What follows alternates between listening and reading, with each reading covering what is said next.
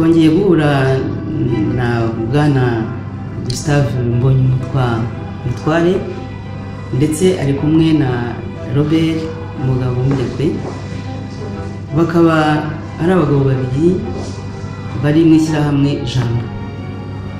Ishyirahamwe Jambo muri iyi minsi ryaribasiwe, byongeye kwibasirwa kuko ntabwo ari ubwa mbere, ku buryo abantu bibaza impamvu nyine iryo shyirahamwe ryibasiwe.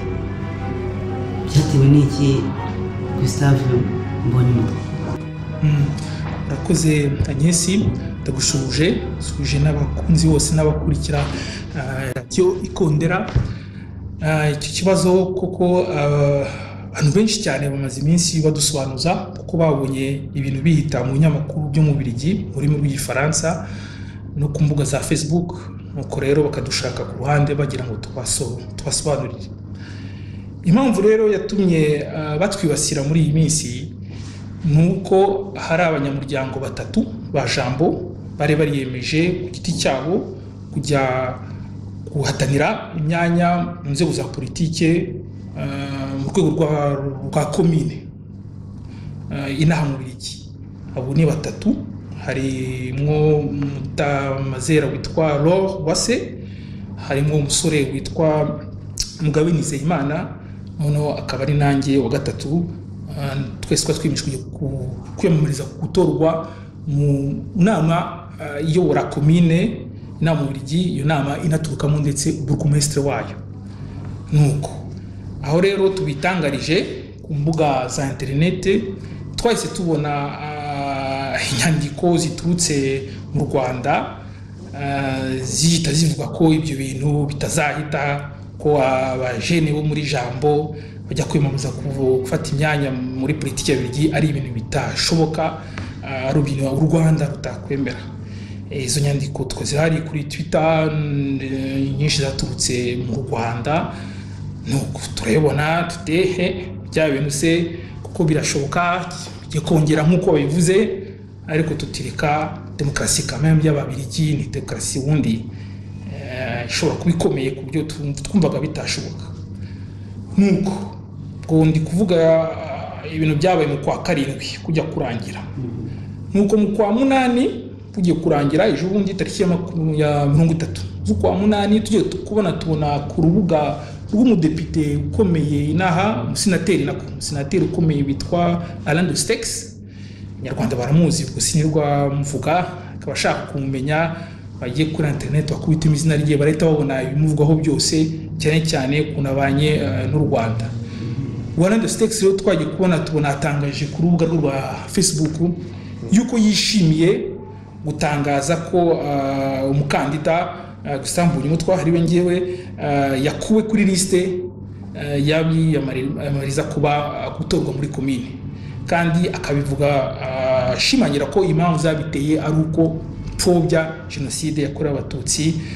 Nuko hanongeraho n'ibindi bintu rero bisa nk'ibyo bituruka mu Rwanda ubundi Ababiligi batamenyereye, ngo mvuka ahangaha, ngo nagiye ahangaha, ibintu bidafatika, ariko akaba yiyemeje nawe gutangira kubivuga no kubinyanyagiza mu Babiligi. Nuko kameme ikintu kivuzwe n'umusenateri nk'uwo nguwo, ubwo nyine abanyamakuru barakibonye. Umunsi ngira ngo hari abanyamakuru nka batatu banelefonye bansobanuza, ndabasobanurira bukeye bwaho bahita babisohora mu nyamakuru. Ikintu cyo nyine nakunze nuko inaha nyine kubera ko byanze bikunze abanyamakuru barigenga, ntabwo ari mu Rwanda barigenga, bavuze n'ibyo nanjye nababwiye ku buryo ukuntu byasohotse mu nyamakuru y'Ababiligi nibuze harimo ibyo umudepite yavugaga n'ibyo nanjye navugaga. Nyuma aho rero barakomeza, twaje kumenya ko ibyo byose byaturutse i Kigali, noneho basaba yuko abanyarwanda babinaha bibumbiye mu miryango ntirirwa mvuga bandikira abantu bo muri politike kugira ngo bashyire icyokere badukure kuri ayo malisite. Nuko ndangiza mu kuba ukuntu byagenze kuri Laure na Mugabe, bo bari mu rindi shyaka, bari mu yandi mashyaka. Abanyepolitike bangwa rero babonye ibintu byose bije, bo bakoranye ubwitonzi n'ubushishozi, barabisoma barababaza. Nuko basanga iryo pfobya rya jenoside barega ridafatika, bafata icyemezo cyo kubagumisha ku malisite yabo, ku buryo ubu ngubu Laure na Mugabe barimo rero bakomeza kampanye yabo yo kwiyamamaza. Ngibyo uko bimeze rero aho bihagaze, ko sinzi niba Robert hari ikindi warenzaho nibagiwe mbere ko tujya ku kibazo gikurikira. Ndi kumva ubivuze neza, murakoze cyane kandi nanjye nsuhuje abatwumva bose. Nkuko perezida wa Jambo abisobanuye nuko byagenze.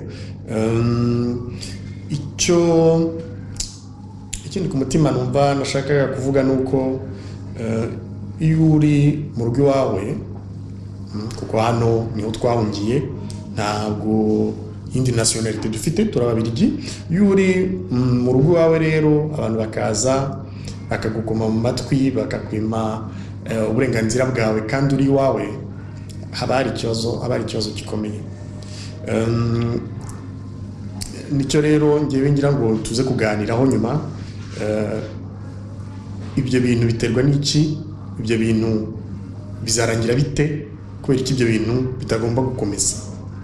Ibyo nibyo ndibuze gukomerezaho mu biganiro turuze kurya. None mureke twite dukomeza iki nyine ari mwebwe arabo ba jeune bibasiye, ese babibasiye kuri muntu ku giti cye cyangwa se babibasiye kubera ko bari mu ijambo? Ni nihe mpamvu yatuma babibasiye bagerekaho ibyo byaha muri muvuga ko atari byo? Impamvu batwibasira rero, reka tugeze kubivuga mu bice binyuranye. Hari impamvu bavuga, hari impamvu n'impamvu nyakuri.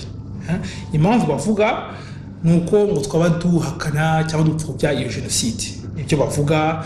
Ndetse nakongeraho ko noneho umusenateri ikintu yanyanyagije mu Babirigi nuko dufite amavuko adasobanutse, ngo tuvuka kwa kanaka, ngo twagiye ahangaha, ngo twaganire n'abangaba. Urumva ko ibyo ngibyo nibyo twakwita officiel, ibyo bashyize aho ngaho. Nabwo ubwabyo biragayitse cyane, kuko inama mu Babirigi ndetse no ku isi hose nta muntu ushobora kuzira ngo havuka hakomoka cyangwa iki, cyangwa n'icyo waba warakoze kuva nta cyaha wakoze, kuva nta wahohoteye ubundi nta muntu ushobora kuziza kugeza aho bamwima kwiyamamariza gutorwa n'abaturage bene wabo, ibintu nk'ibyo. Kuri icyo ngicyo cya jenoside, cyo gupfobya jenoside, icyo nyine kijyanye na za mpaka twashatse kugirana n'abadepite binaha, hari ibyo nyine byo gushaka kumenya ese icyo kintu bita mu gupfobya jenoside cyangwa kwihakana ni igiki, ni ikihe kintu, ni iyihe mvugo, ni ikihe gikorwa umuntu agomba kumenya kiba gihakana iyo jenoside. Kigali rero bafite ukuntu babivuze mu mategeko, ariko amategeko nka société civile, Jambo n'abandi bose ndetse n'abanyarwanda bose babikurikira bavuze ko amategeko atameze neza. Inama mu Bubiligi rero bashatse kubizana tuti oya, ugomba kuyanoza ukuntu amategeko avuga ari bibi. Ni ikintu kimwe rero, ntiriwe njya mu mateori menshi, ni ikintu kimwe urebye usanga batuziza ari cyo gushimangira ko habaye ubwicanyi bwo mu rwego rwa jenoside bwakorewe Abahutu. Ni ikintu Jambo ASBL tuvuga dukurikije ukuntu twagiye dusobanukirwa icyaha cya jenoside, dukurikije ukuntu twagiye dusobanukirwa ubwicanyi bwakorewe Abahutu haba mu Rwanda cyane cyane muri za 1996 na 1997 na nyuma yaho none muri Zaire, kandi tukaba twarasobanukiwe dukurikije dukunda kubivuga cyane ko abantu bagomba kubimenya. Hari amaraporo ya l'ONU, mapping report, hari mandat d'arrêt mu Espanyol yatanzwe, hari ni pereza ryari ryarakozwe na TPR ariko rikaburizwa nyamwo. Ariko ibyo byose birahari, umuntu wese ushaka gusobanukirwa kandi ashaka kubisongera rwose afite ubushake bwo kumenya ibintu byabaye yagenda akabisoma akayibona. Noneho ako kantu rero kuba tukavuga niko kagonga abantu bose. Ati mushobora kuvuga ibintu byose ariko ubwo bwicanyi no gupfobya jenoside, no kwihungabanya, no kwihakana ari no tungangana, akaba ariyo mpamvu officiel bavuze ko tuzira. Ahundi rero impamvu nakubwiraga yuko hari impamvu nyakuri ko mu by'ukuri usibye n'iki kintu cya jenoside mwabonye ko muri Jambo SBR hari byinshi cyane tunenga kuri leta y'i Kigali, no kuvuga ko iyo nzira bari gucamo ni ukugira ngo bashobore gucecekesha umuntu wese, sibye na Jambo, sibye n'abavuga ba Jambo ngo bakomoka aho ngaho, umuntu wese utinyuka kugira icyanenga kuri ku bikorwa bya leta yo mu Rwanda, bakaba bamugereka icyo cyaha, bakamucecekesha, bakamusibira amayira politike mu kazi n'ahantu hose. Nanjye icyo nakongeraho nabanza ngashimira Gustave ibisobanura atanze ko biruzuye nibyo, kandi ikibazo nicyo mu by'ukuri, ikibazo nicyo cyo kuvuga ukuri, ni ikibazo cyo gusaba kugira uburenganzira bw'uko bakubahiriza uburenganzira bwawe bwa buri muntu. Muri kampanye ya Diane Rwigara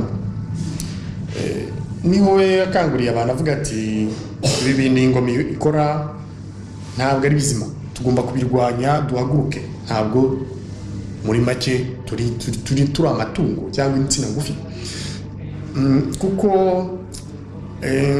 icyo kintu ubwo burenganzira bwacu bashaka kutwima nibwo budutandukanya n'amatungo, nibwo butugira umuntu. Icyo kintu rero bakaba buriya butegetsi bukaba bushaka yuko abantu bose bashaka kuvuga, bashaka kugira icyo bazanira abanyarwanda, gukangurira abanyarwanda cyangwa gushaka uburenganzira bwabo bwite, abo bantu barashaka kubarwanya n'imbaraga zabo zose. Akaba rero Jambo ari cyo izira, ariko rero Jambo ikaba ibona yuko nta yindi nzira dushobora gucamo. Inzira tugomba gucamo ni inzira izatuma abanyarwanda tuzamura umutwe, tukarekeraho kwemera ibyaha tutakoze, tukarekeraho kuba izo nsina ngufi, tugafata uburenganzira bwacu mu ntoki, tukabwira buriya butegetsi yuko tudashobora kwemera yuko dukomeza kubaho nk'amatungo. Ibyo rero nicyo mbona Jambo SBR izira, kandi izakomeza kuzira, kuko icyo kintu tuzakirwanira, tuzakomeza kukirwanira kandi tuzakigeraho. Ubwo mwavuze ko ngo hari inzandiko mwabonye ziturutse mu Rwanda, ariko ibyo abantu babona nta bintu byanditswe biturutse mu Rwanda, nta tegeko riturutse mu Rwanda, nta tegeko riturutse muri ambasade. Twabisomye mu binyamakuru, twasomye izo nyandiko z'uwo musenateri Alain Destex, ku buryo rero gushyiramo u Rwanda numva byaba atari byo. Umuntu ubaharabika ninde? Mwashoboye gushyira ikiganza ku muntu ubavugaho ibyo ngibyo nyine yuko muhakana jenoside, kuko u Rwanda ntirugaragaramo mu nyandiko zasohotse muri iyi minsi. Ubwo wenda nari kuba nazitwaje azikwereka, kuko noneho hari n'abavuga yuko ari ambasade ubwayo igenda ivuga ko Jambo SBR ipfobya jenoside, ariko ambasade ubwayo ntabwo yigeze ibibwira twebwe. Babitangaje mu binyamakuru, hari na komike bakoze, twe ntabwo tuvugana ngo babimbwire gutya, ariko iyo babitangaza hanze natwe turabisoma kandi abanyamakuru bakayifata. Hari iyo nzira. Ikindi rero nkuko nakubwiraga, mu kwa karindwi nibwo twabonaga kuri Twitter, ku mbuga za Twitter, inyandiko ziturutse mu Rwanda kuri wa ministre Nduhungirehe abivuga, uko ari we usakuza ibintu nk'ibyo. Akenshi arahubuka, ariko akenshi hari ibintu avuga ukabona birabaye. Ibyo rero turabifite, mbese ibintu muri dosiye turi gupanga. Kandi ikindi ni uko Alain Destex ubwe ajya kubyandika yivugiye ko hari amashyirahamwe y'abanyarwanda, sibyo y'abanyarwanda ibinaha, yagiye yandikira abapolitike, abanyapolitike, kugira ngo ibakangurire abo bantu bashaka kwiyamamaza. No kuvuga ko inyuma harimo leta y'u Rwanda, dufite dufite ibimenyetso nabo ngira ngo bari kubyigamba muri minsi ntabwo ufite igihe cyo gukurikira za Twitter ariko ngo hari n'ababyigamba ko aribo barimo kubigeraho babigezeho ku buryo icyo ngicyo rwose ntabwo twagitindaho. ubuse kuba baragukuye kuri iyo lisiti hari icyo ubona byagutwaye?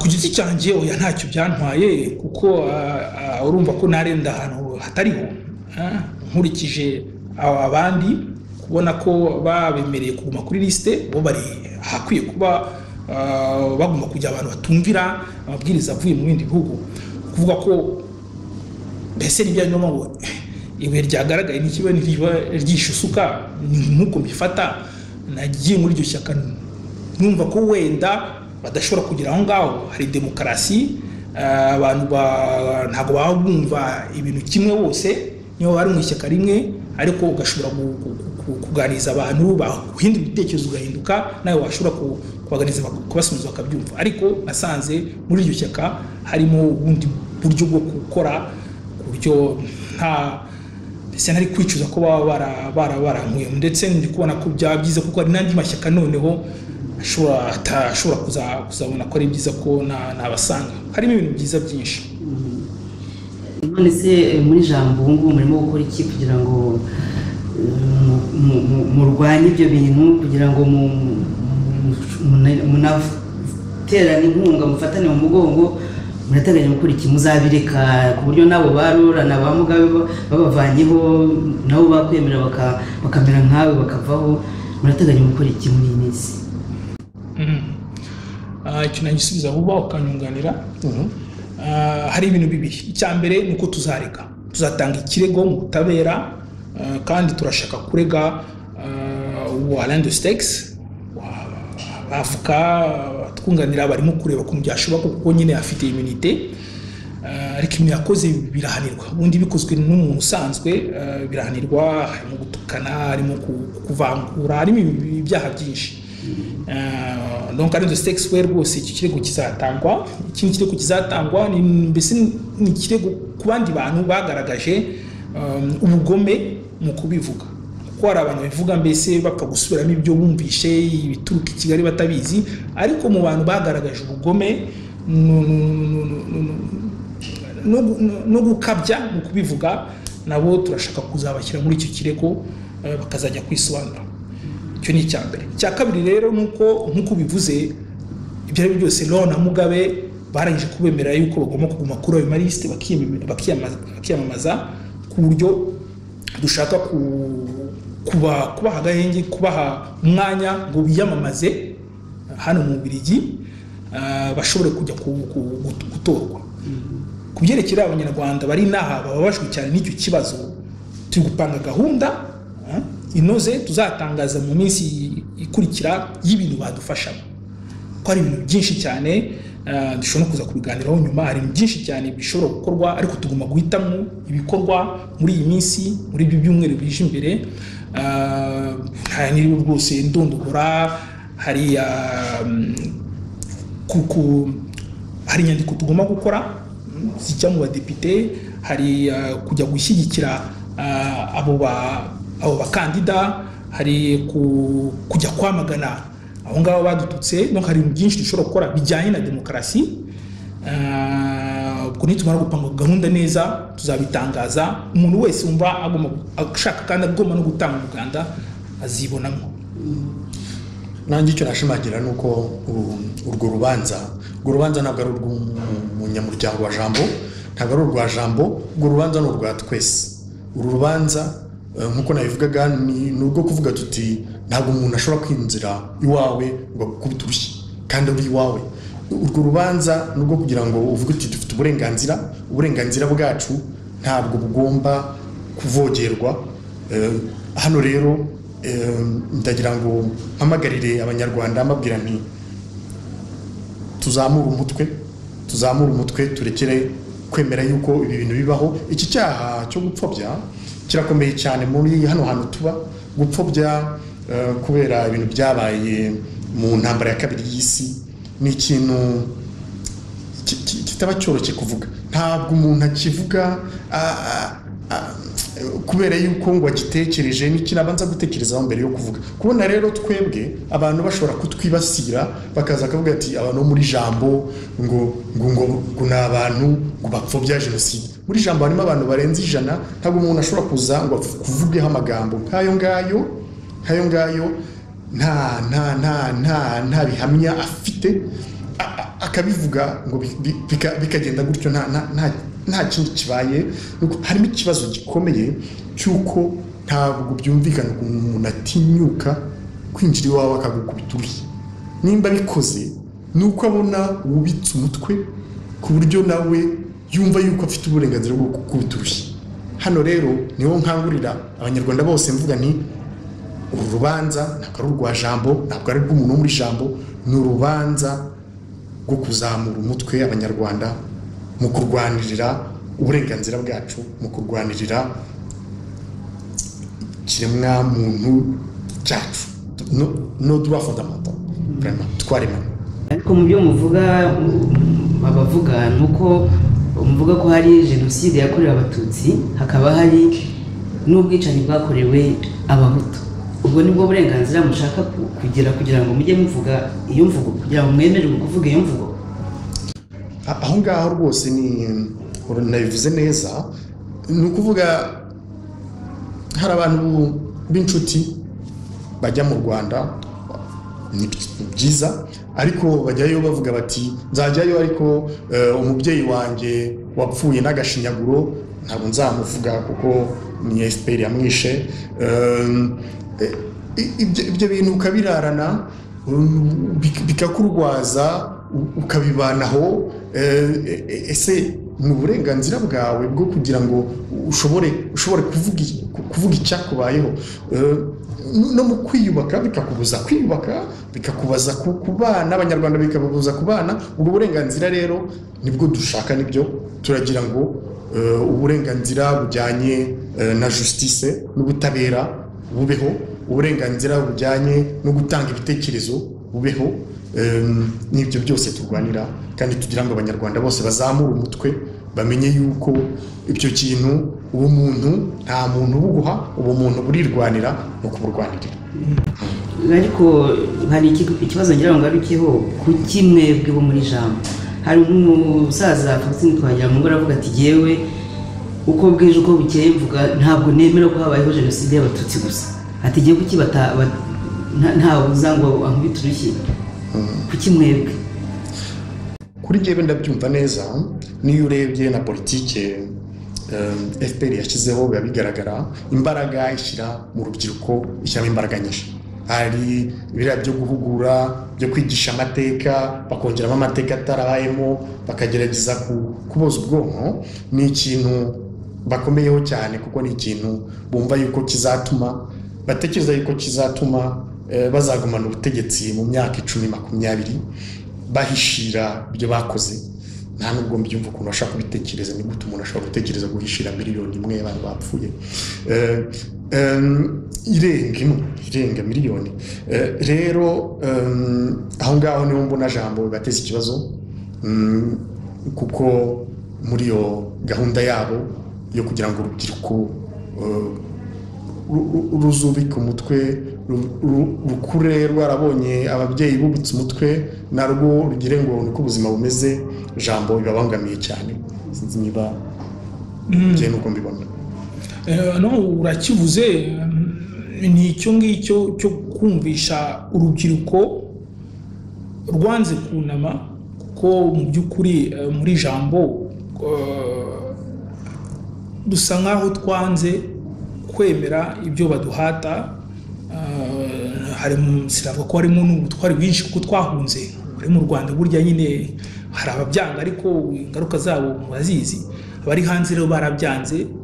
Dufite ayo mahirwe ko tuba turi hanze, twanze ko baduhata ibintu twaranje gusobanukirwa ko atari byo, ko atari ko byagenze. Yego hari ikibazo koko, hari ubwicanyi bwabaye, iyo jenoside cyangwa izo jenoside zarabaye, twarasobanukiwe, ariko ntago urubyiruko rugomba kwemera gusigwa ibara ry'abicanyi ngo kuko bavuka ahangaha, bakomoka ahangaha, ko iryo bara bari kudusiga niba none bazasiga abana bacu n'abana babo. Twaricaye rero benshi baje muri jambo ari abasore n'inkumi, ariko ngubu batangiye gushinga kubyara, barubatse, bakabona ko ukuntu ibyo bintu byabafashe kandi baravuye mu Rwanda bafite imyaka 2 cyangwa 3, bikabafata ngubu bafite imyaka 30, n'abana babo ngubu iminsi bari kuvuga bishobora kubafata. Twiyemeje rero yuko ibyo kintu kiguma guhagarara, gira ngo iyo ntego abantu bayibonye bumva ko bakomeza kurisha ukuntu bagenda bunamisha abantu, babonye ko ari ikintu batifuza. Ariko nibashishoze n'abandi banyarwanda badufashe iki kintu rwose tugikemure, amacakubiri yaturanze kugeza ubu ngubu ahagarare muri generation. Gustave, se ubu ufite umujinya, ufite agahinda nk'ubu ngubu, nk'uko mvuga ko nyine mweguye umutwe mugeze aho mugera mu butegetsi, mwumva namwe mwabagerera akakebo barimo kubagereramo, namwe mwakabagereramo?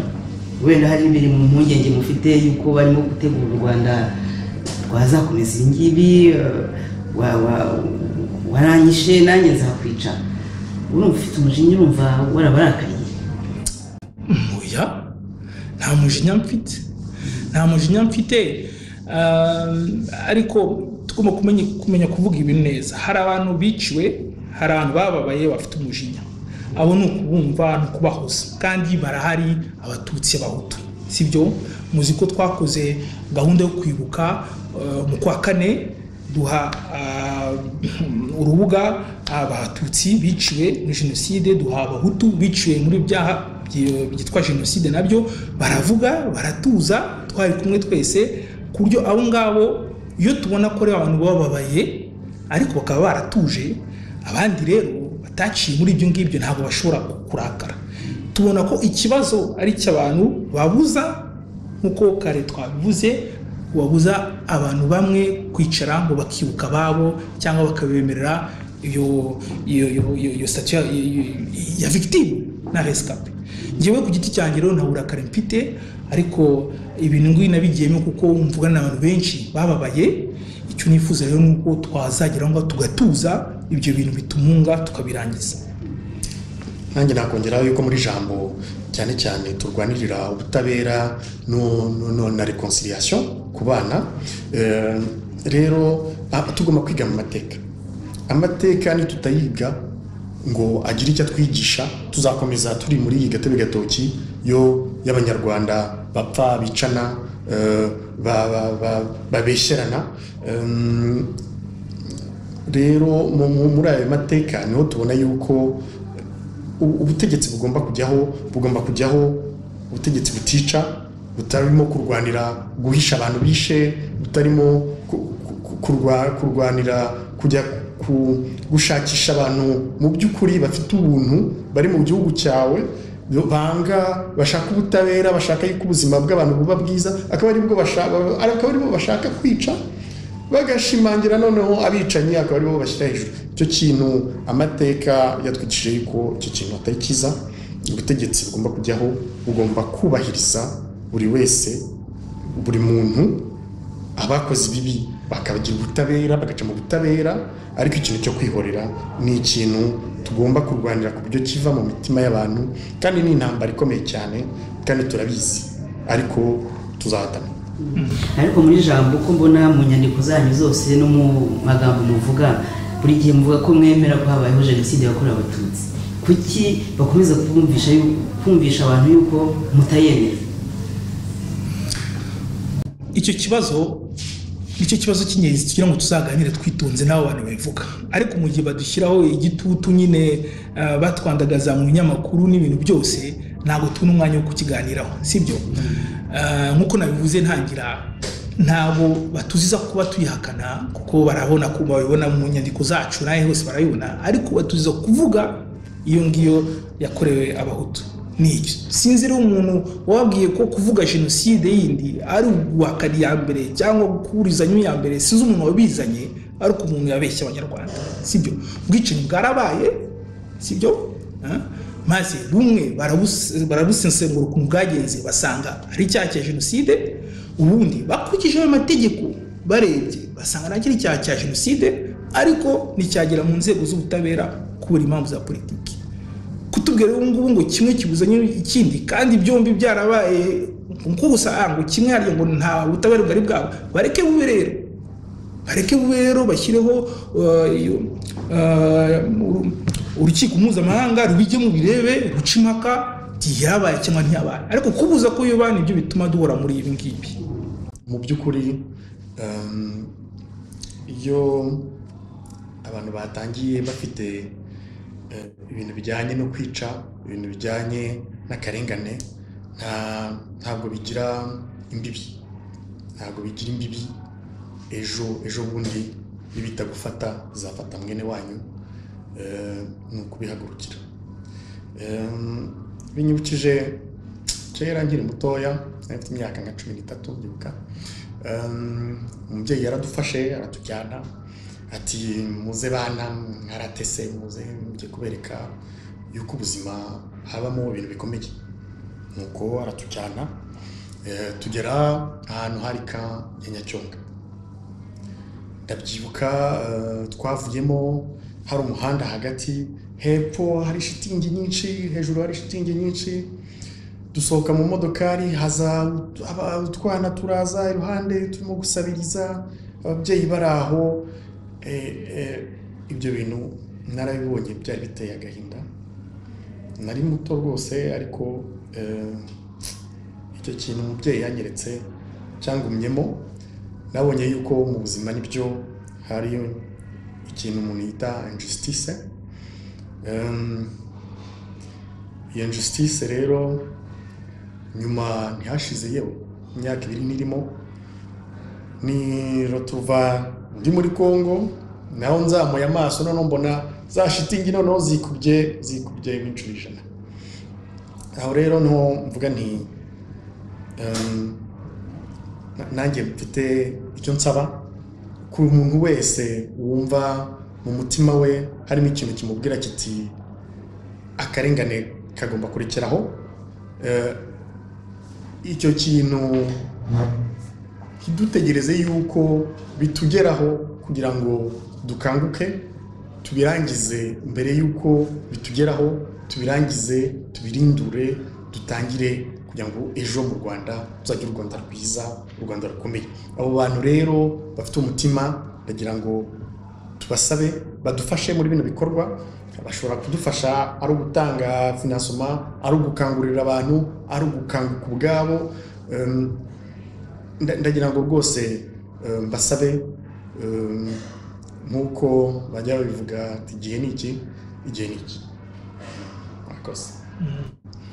Kose ubivuze neza, kandi kamwe gusa nakongeraho, nkuko nkunda kubivuga, iyo ufite umugambi mwiza ntabwo ushobora kugira. Abo bajene aho bicaye rero baba bumva ko bafite umugambi mwiza gufasha abanyarwanda kubana neza, ntibagire ubwoba. Natwe burya iyo umubona batwibasira ariko mukabona tuhagaze bwuma, turakomeza nkuko tuzi ko dufite umugambi mwiza kandi tuwuje n'abanyarwanda bwoko bwose, ababiligi benshi n'abanyamahanga benshi. Icyo rero umujene wese wibaza ati se jambo zayisanga cyangwa nzarorera, akibazeho. Ufite umugambi mwiza gwira, ufite umugambi mubi komeza ubitekerezeho. Murakoze rero, ndagira ngo mbashimire rwose iki kiganiro tugiranye. Nkaba nizera yuko abadukurikira bafite ibibazo bashobora kongera kuba babaza urwo rubyiruko wenda rufite impungenge, nkeka ariko ko atari byo, kuko bafite ababyeyi cyangwa se ababakuriye bazajya babasobanurira. Ntekereza yuko niba bafite ibibazo bagana mukabaha ibisobanuro bihagije. Hanyuma nkagira ngo bashimire cyetse niba hari umwe cyangwa se mwese wagira ijambo arangirizaho kugira ngo tusoze iki kiganiro. Ngira ngo cyose twabivuze, twaganiriye birambuye. Ni ugushimira mbere na mbere mwebwe Radikondera nabo mukorana, turabashimira cyane ko akazi mukora karakomeye. Ngira ngo hari n'ababigeze kuvuga ko namwe mwigenga muri ikinyamakuru namwe bibasiye. turabashimira kuba mubona ko ntacyo bigomba guhinduka ko mugomba gukomeza akazi kanyu. Tugashimira cyane rero n'abakurikiye n'abakomeza gukurikira ibibera inaha mu Bubiligi. Ni byiza kandi ndagira ngo noneho nshimire cyane abantu badutelefoniye batwandikiye muri iyi minsi, batubabariye ntabwo turi kubona umwanya wo kubasubiza bose, ariko biradufasha n'inkunga ziri kuza turazishima kandi zikomeze.